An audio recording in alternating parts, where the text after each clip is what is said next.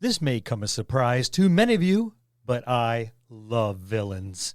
Nope, not surprised. Drunk with power, bent on ruling the world, kindred spirits and all that. Don't forget massive lasers on a moon base pointed at Earth. Duh, how else would you vaporize oceans? Nukes? Too extreme. Well, pool your ransom money, victims. It's Scum and Villainy, what makes a good villain, this week on the Dungeon Master's Dojo.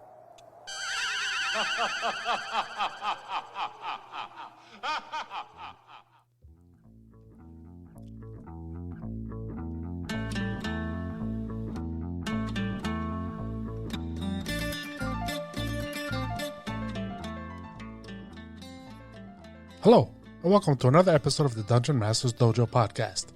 This is a show for game masters and players alike. We hope to bring you tips and tricks to elevate your game and develop the art of dungeon mastery.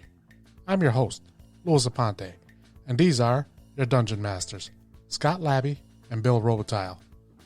Let's enter the dojo and see what they have in store for us today. I'm sitting here with the two most notorious villains.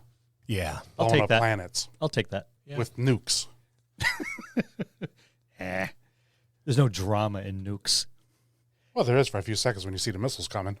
You want your victims to curl up in terror for a little while. Yeah, like The way I'm force choking Lou right exactly the way we curl up in terror when we see Scott coming down the hall. now. I find your lack of faith disturbing. Got to give me something to believe in. Is it working? Nope. You're turning purple. I don't know if that's your blood pressure or the My force blood choke. pressure. like he's doing it again, Bill. I got 911 on speed dial. You're all set. Yeah, they know you. And if worse comes to worse, I got a couple bare wires around. I'll just give you a couple taps. You'll be fine. Right on the nipples. Wake you right up. You'll be all right. I am a CPR instructor. Scary thought. I'll give you CPI. That's villainy. CPR. That's villainy. It's a CP something. CPI. I am a CPI instructor as well, but that's not going to save his life. I could stand over him and de-escalate. There you go. Yeah. There you go. But you escalate so quickly. Yeah, let's talk about villains. Villains, I think everybody can agree with this, are probably the coolest characters of any book or TV series or movie. Like, I was more a fan of Darth Vader than Luke Skywalker when I was growing up. I thought he was way cooler. Khan was much cooler than Kirk, I dare say, and I could totally relate to Killmonger and Black Panther. So if you're running games and want your players to have a great time, then you need to up your villain game. But before we get into it, let's talk about some ways you can support the DMD. You can support the Dungeon Master's Dojo in some very simple ways. Be patronizing, like Lou, and become a patron on Patreon and unlock exclusive patron content. Or if you're like Scott and long-term commitment is an issue, you can buy a Sasaki, shop our merch page for DMD swag, or use our Drive-Thru RPG affiliate link next time you shop Drive-Thru RPG. Or visit us on the web at thedungeonmastersdojo.com. There, you'll find links to all the above. Don't forget to email us and say hello. Thanks for listening. You know, when we take a break, Yeah. and we take a break for like a while, we forget how to do everything. You mean I forget? You don't do nothing. Me and Bill Except have a hard right. time talking and making sense, even harder than we normally do. Yeah, I digress often. I forget the buttons. Scott forgets nothing. Scott, no, but he goes off on rants. Yeah, I don't Completely unrelated. I don't forget anything, but I also don't remember anything either. Mine's like a steel trap. Nothing gets in and nothing gets out. And let's talk about ways to have worthy opponents in the game. Right, your villain's got to be a worthy opponent, right? Or else your villain's going to suck. Well, he won't be a villain. He'll just be a henchman. Yeah, or, I mean, Comedy a relief. person, just someone at a shop or walking down the street. Yeah, So if your villain's a barista. Yeah. Just...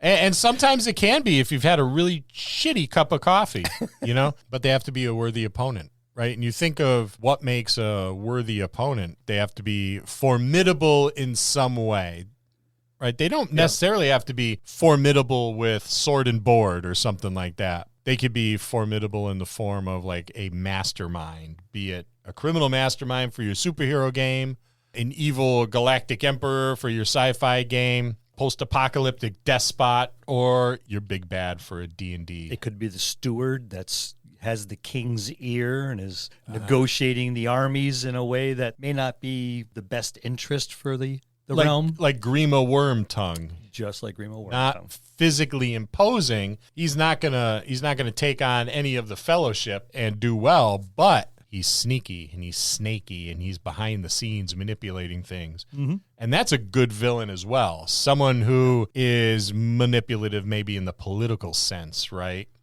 Having that king's ear. Yep, it doesn't seem to be the bad guy until you dig deeper and deeper and deeper. And all of a sudden there's questions coming up and, wait a minute, no, that's completely out of character for everyone else. Well, where is this coming from? So are you suggesting that the villain doesn't necessarily have to be a disembodied flaming eyeball at the top of a tower, or a bad guy wearing a horned black helmet with black armor? I'm going to go with the disembodied flaming eyeball because it's Grandiose. grandiose. That is pretty cool. That is grandiose, and that's kind of my jam.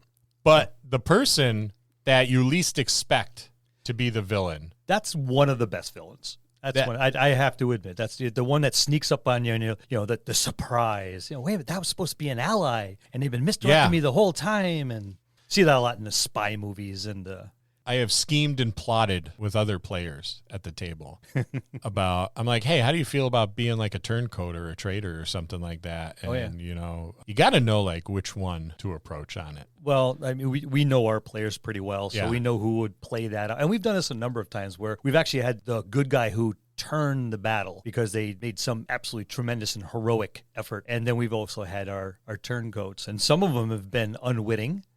Yep. And some of them have been straightforward. All right, let me pull you aside. Here's the secret envelope. This is where you're going. Don't worry, we'll take care of you later. How do you feel about that? Will you do it? Will you do you like? You want to do? You got to know who it's going to be.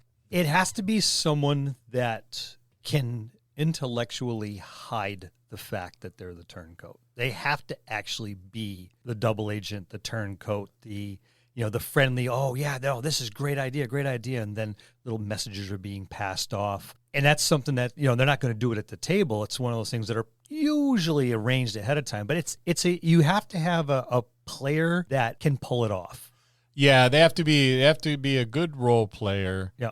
They have to have a little wild card tendency, but not too much, because you don't want them to turn and then turn back. I think your thespians and your lose.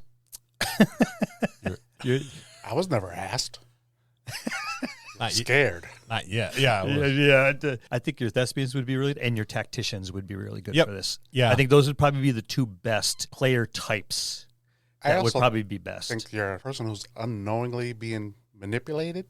Those are always good too. Well, yeah, that's those are your wild cards that you can steer without them realizing a little bit, and that's great. We don't like railroading characters, but you feed them information and they interpret it in a way that you expect them to interpret, and then they go off on their own little thing, doing their own little thing. But you've planted the seed, and now they're following it. And I think your combatants are really good for that. Yep.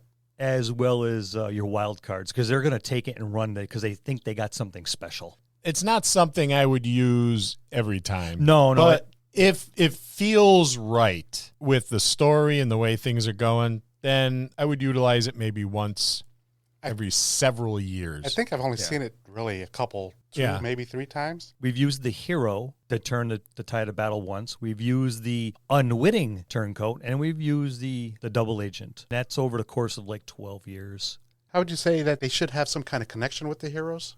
Yeah. For a villain to be really good and compelling, there's got to be some kind of connection, whether it's a relative believed dead, Darth Vader, or a former master, confidant, trainer. Iskander's mentor. Yes, yep. Or Palpatine.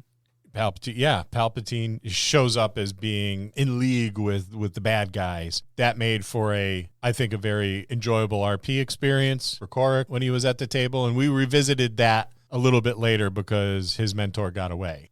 During that ending scene of that year, I don't even think he realized in the beginning that was his mentor up there. Not initially. No, not. I think there was only really one person who realized it. Mm-hmm. But you can see when the realization happened. Oh, it said it. He was like, "What?" Yeah, it crept across the expression on their face when all of a sudden the realization, whoa, oh my God. Yeah. The eyes get wide, the jaw drops, the mouth is moving, but nothing's coming out. Like, Love those moments. Yeah. And why? Why does there need to be a connection? Because then that makes it like an emotional connection to the player. It could be an old comrade in arms. Maybe you take a player character that is now an NPC because the player, for whatever reason, can no longer make the game. They've already had experience with that player character. They've developed a friendship, a camaraderie, and then a trust, and then that person comes back, right? Granted, as an NPC. I think if you make it personal, it's easier to drive the character and the player. Yeah. If you make definitely. it personal, because your experienced players are they put a lot of investment when they build their characters. And even if they're handed a pre-gen and say, hey, I need you to flesh out the background a little bit. I need you to take care of this. I've given you the bones. Now flesh it out. And now they've made it their own. And when they do that, they adopt that personality. They become that person. And that's the whole idea of role-playing. Your experienced ones really immerse themselves quite a bit in it. Yep. And if you make it personal to the character, you've made it personal to the player too. And nothing drives the story like that when they want to get to the conclusion or find out why or how this happened. That's a really good way to make sure that your players invest themselves in the entire storyline. I've even asked players if they come back for like a 3 or 4 session run to be that villain as their character and Cameos. talk about, hey, how has his experiences changed them? And then, have that reveal as the villain, and then they become like kind of the big bad for the while as an NPC afterwards. And it's worked out pretty well. It kind of throws that curveball. We like to keep our players on their toes. It's not easy. They're fairly well schooled. They are, and we try. And as much as they trust us, they distrust us.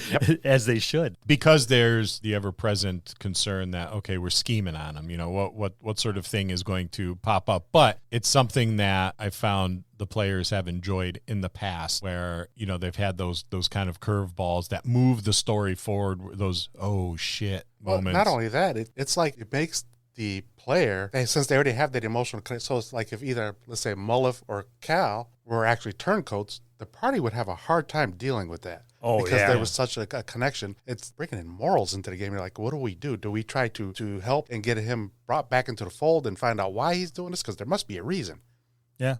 We take someone like Mullif, who was basically the spiritual head of the party. Yeah, he was someone like Cal, who was the strong personality, a driving force there. And so everyone kind of congregated around these characters. Well, and then you turn them, and everyone's like, yeah, you're right. It'd make a huge moral dilemma. It would, because like I would have, or Gravin would have a hard time if he had to go after Cal.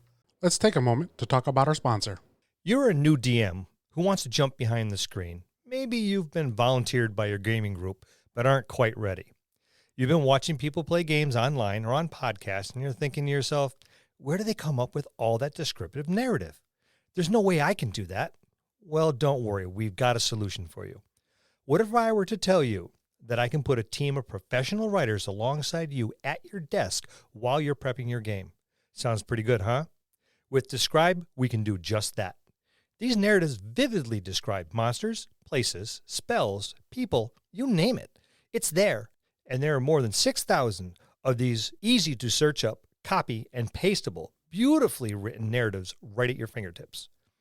Confidently read these narratives aloud in your campaign and impress noob and veteran gamer alike. And the best thing about it is the library of narratives is constantly growing, and it's affordable. Describe has graciously provided us with a discount for our listeners. Head on over to describe.com/DMD. That's DSCRYB.com/DMD. Use the code DMD at checkout to try Describe for 2 weeks for free. Links will be in the show notes. And now, back to the show. Because of the emotional connection there, because they were, in Gravin's eyes, inseparable. They were best buds, even though Cal didn't think like that. That's not true at all. Cal thought you were tolerable. Left me all alone without saying goodbye. Yeah, he brings that up all the time. and culturally with Cal's people, they say goodbye when it's a final goodbye, when there's a death. And that's a goodbye until they go into, their version of Valhalla.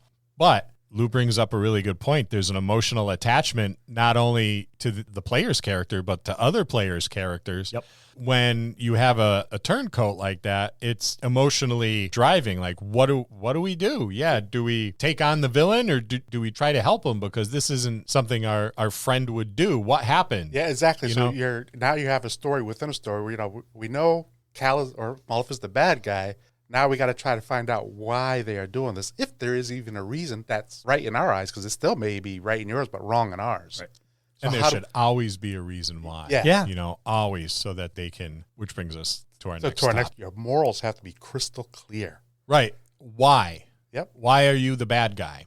Like, what are you trying to accomplish? It's okay to have that character like the Joker who just wants to see the world burn because they're that variety of nuts. But every villain should not be like that. There's got to be a reason why. Right. With the best villains, I think, are the ones that don't see themselves as a villain. Right? They think, well, I'm the good guy. Right. I'm doing something good for everybody. Like Anakin Skywalker. I was just about to say, yep. The Empire is going to keep wars from happening, right? We're all under the same umbrella. It's a good thing. You know, people will no longer be hungry. You know, we'll have some structure, and that's really good. That's an important thing, is that morality. Well, I love the story arc of Thanos. Yeah, he's another one. I right? think that was an absolutely fantastic depiction of a bad guy who did not think of himself as a bad guy. He thought he was doing good for not only a world, but the entire galaxy. Right. The entirety of all civilizations. I'm helping everyone all at once. Yep. Why are you stopping me? You should be supporting me. And I loved that particular story arc. And then he just wanted to like retire and have a garden and stuff. And I live the saved simple everybody. life. That's it. Now I'm just going to kick back and relax because I did what I want. What I set out to do. I'm the hero. Yeah. And the Avengers are the villains because they're trying to stop this. And this is what's best for like everybody. Mm-hmm. And that's what makes them relatable. It is. They should be. You should be able to see some of you in the villain. Killmonger, I get it, man. I was Team Killmonger all day in Black Panther. Black Panther is one of my favorite superheroes, like since the 70s. He's cool. Killmonger was a multi-dimensional kind of bad guy. Right. You know, he was like, you have all this wealth and stuff, and yet there's people that are like starving. You know, why? Why are you closed off in your own little bubble, quite literally? Mm-hmm. And you're watching all this terrible shit go on in the world. You know, he was resentful. I get why he was resentful. That's the same for the Thanos story, too, kind of. Yeah. Yep. You know, when I realized why he was doing this, I was like, okay, I can get behind him. To me, he was like an anti-villain, anti-hero, anti-villain character. Yeah.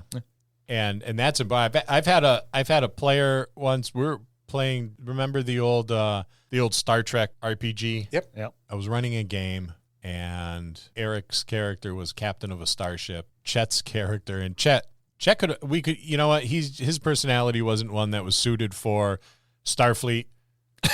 You make him a Klingon, and he's in his element, but he's a Starfleet officer in this. I should have known better. The ship was boarded by a bunch of pirates. The pirate captain was like, listen, here's the deal. And he laid it all out. This is why we're doing this. You know, you guys have all this comfort, and all these other worlds don't, but you won't let us in, so we could have the comfort too. There's nothing that we offer, you know, so that's why we pirate. We pirate to feed our families. That must have struck a chord with Chet, because he pulled his phaser out, shot Eric's character. And then this was a long, long time ago. If I recall correctly, he overthrew the captain of the pirate ship and became a pirate. But did he say, who's the captain now? I think he said something like, I guess that puts me in charge. And then laughed. And it was pretty funny. Not to Eric. In looking back at it, that, you know, those relatable villains, that's something like you don't know which direction your players are going in. Yeah. You know, like, what if Thanos was your big bad for your superhero game or whatever game it was you were running, and he laid it all out, and you were like, well, yeah, I mean, I get it. You're tired. I'd like nothing more than to have a nice little house somewhere, pick some oranges off a tree in the morning, have a nice garden, just live the simple life, sip my coffee on the front porch every morning, and have nice lazy days. That's cool. I'm on your team. Just don't snap me out of existence. You know, you never know how your players are going to react. They may strike a chord, right? Right. And hopefully it does. Yeah, that kind of moves us into our next point, whereas they absolutely must have a good backstory. Gotta. Because if Thanos' backstory or even Killmonger's was full of holes, it wouldn't have made a lot of sense. Yeah, like why? Why are they the way they are? Yep. Was it, like in the case of Darth Vader, was it a lifetime of trauma made him angry? It's not something the Jedi Council can take away. Right, but as you saw in the movies, he really never suffered from a lifetime of trauma. His backstory was slowly built up to what he became. And you saw it from growing up as a slave and, certainly the resentment there to wanting to have value and be valued and being kind of hemmed in by the Jedi Council. You know what? I'm going to, the Jedi kind of dicks. Not that the Sith are nice guys either, but you know what? Qui-Gon Jinn, as awesome as Liam Neeson is, and he is awesome, he can't hold on to an offspring without them getting kidnapped, and he was a total douchebag. In the worst Phantom babysitter Menace. ever. Yeah, I mean he was constantly, His skills weren't that great. Yeah, he was bullying Jar Jar Binks, so he was mistreating this person, being whatever, and he takes this kid on dangerous mission, and the kid's got to watch him get like murdered in front of him, and then the other bad guy gets cut in half and falls down this big shaft. It's like trauma, mom's dead. And then Padme, who's clearly way older than him, manipulates him into fornicating. Not that there was a lot of manipulation because he was like probably like 20. It's like, hey, I'm You wanna? hot. Yes. Yep. Been wanting to. And she was like, 19 when he was 10. It's like, okay, Mrs. Robinson, so here's this, this person of noble blood taking advantage of this poor guy. I get it. And then his best friend cuts his legs off, cuts his other arm off, and leaves him to burn on a lake of fire. He's angry. I get it. Yep. That's a bad day. The guy had a shitty life, so I get why he's the villain. He needs a hug.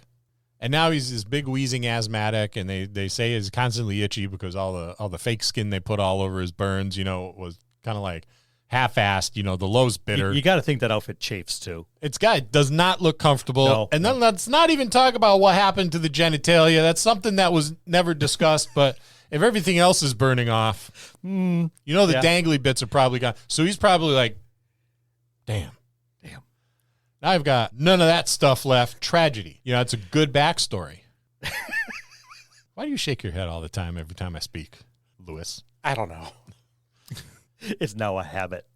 It's as important for the villain as it is for the PCs. Yeah, very much so. Because if it's relatable to your PCs, they're going to react to it. And as they react to it, they're going to feed you more information to bring your villain even more to life. You can draw in a little bit more backstory, and then just through the conversations that you have, and let him get up on the soapbox. Let him monologue.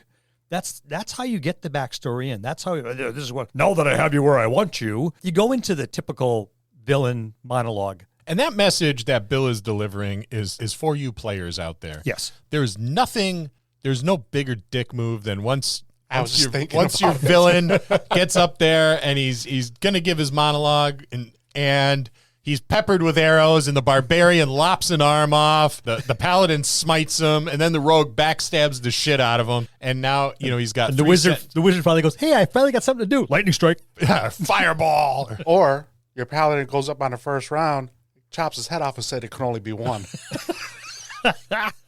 Sorry, Rob. Yeah, I'm sorry, Rob. That was a dick move. I did that. I'll admit it. You handled it as well as you could have. Given the circumstances. But the moral of the story is give your bad guys a chance to monologue. It's important. If the game master has his cards laid out right, you're not going to be able to dispatch him in that first round. There'll be defenses, there'll be minions that throw themselves in the way. There's going to be, counter spells that might be an illusion, and he's actually just off stage because he expects you to attack him. Things like that. It's like, he falls down. Yeah, we got him. It fades away, and you hear this chuckling in a door slam behind you. It's like, crap. He got me again. But give him a chance to monologue.